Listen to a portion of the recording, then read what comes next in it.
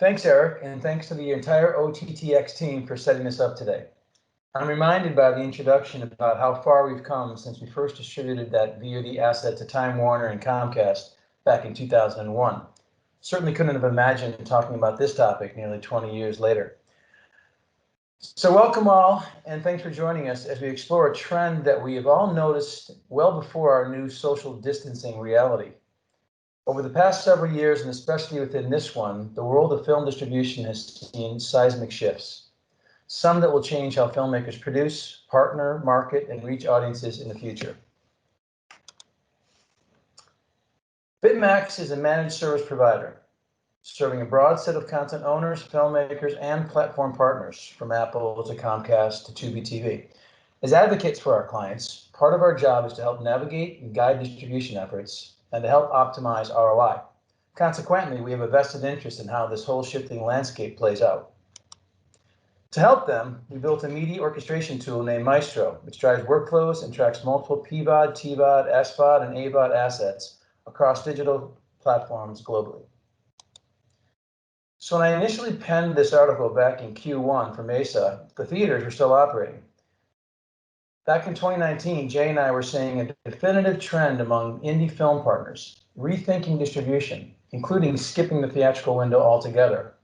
In the ensuing months, the pandemic and stay-at-home orders impacted not only theaters, but halted production, development deals, and the ecosystem had to adapt. Since then, most of us have done so.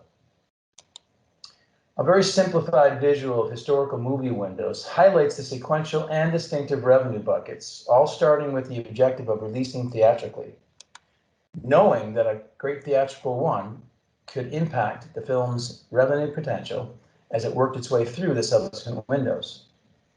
One way to do that was a successful run at the film festivals. As we've all seen over time, many of these traditional windows have shifted and or become simultaneous, as with day and date. The shift from digital and the adoption of streaming and the explosion of SVOD have all impacted those windows, some meaningfully. For instance, at least initially, many indie filmmakers saw the rise of SVOD as a boon. Great new content was being produced and distribution was accelerating. But over time, Netflix acquired less and created more originals.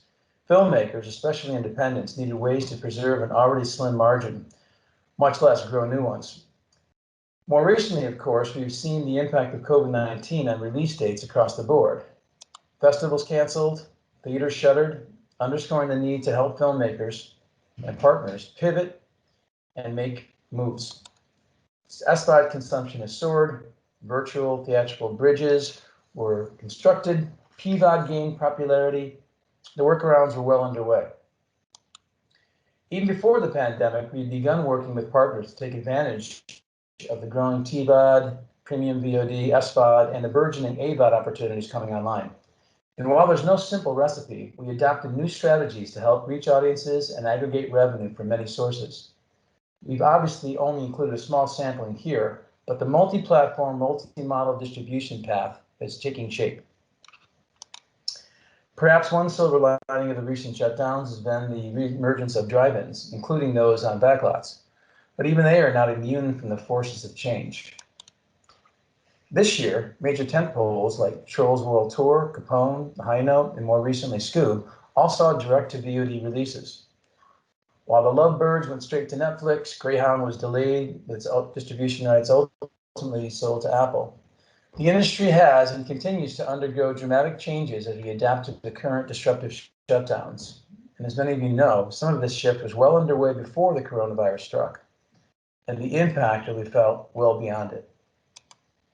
Back on June 12th, a big summer release date including Artemis Fowl, Da 5 Bloods, King of Staten Island, Screen Rant reported, the timing of these releases may also prove to be significant as movie theaters are gearing up to reopen, and I quote, "Most major theater chains appear to be on track to be open by mid-July." Well, as we all know, that didn't happen, at least not here. But it can be argued that some films, like King of Staten Island, the shift to PVOD may have been just the ticket.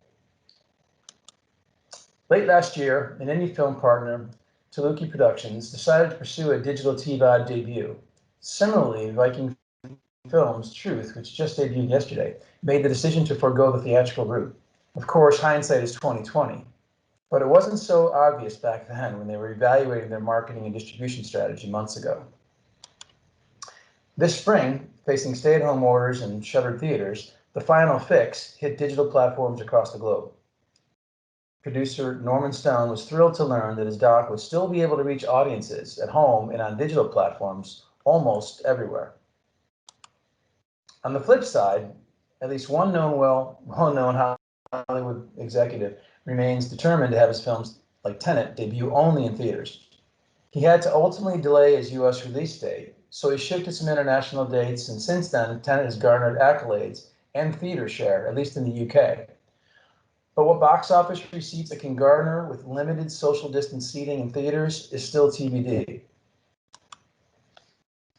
Some writers suggest the recent ruling striking down the Paramount decrees will impact movie diversity. And it does highlight ecosystem changes that will impact how films make their way to audiences in the US, another TBD. In related news, AMC is offering 15-cent movie tickets for one day, tomorrow, to celebrate its 100th anniversary. That's assuming you can find an open AMC theater nearby. Last week's announcement that Disney would shift its release of Mulan to Disney Plus is interesting from a number of perspectives. Disney had already spent the majority of its Mulan marketing budget, and with the early success of Disney Plus, perhaps it was an obvious choice.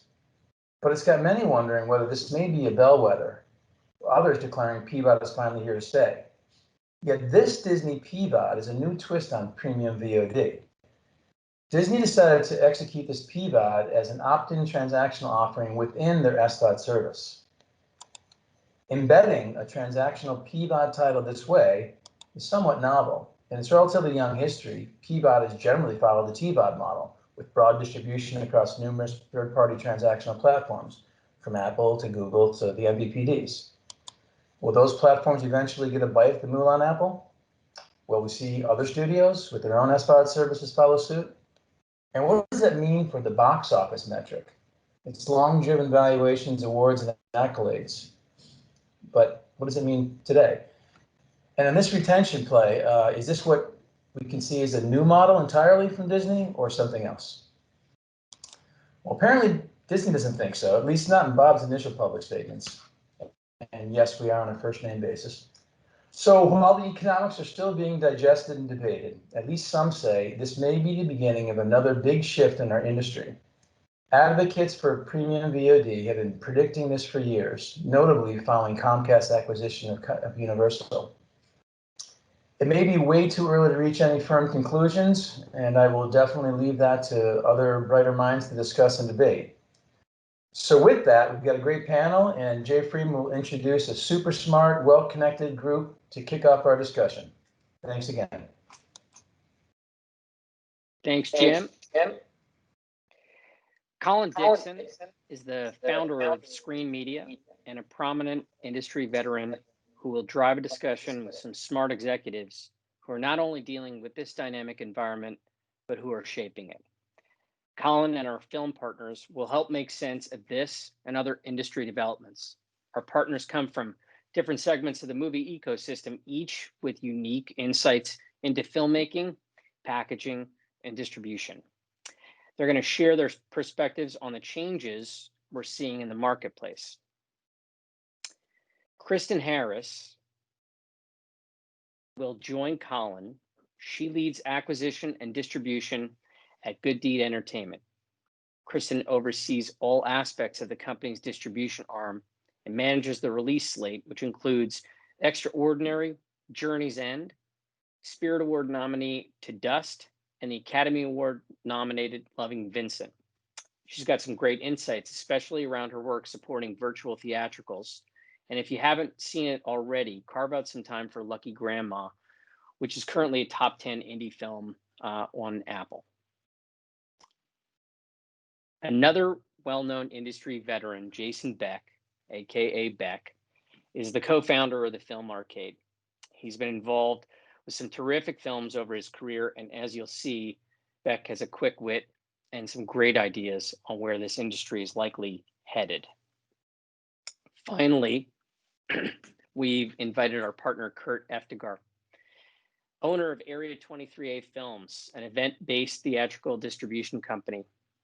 He partnered with us to bring a cool new title by legendary filmmaker Louis Schwartzberg to premium VOD. He'll share how they shifted their plans from theatrical to on-demand, where Fantastic Fungi recently attained the #1 documentary spot on Apple. And with that, I'll turn things over to Colin.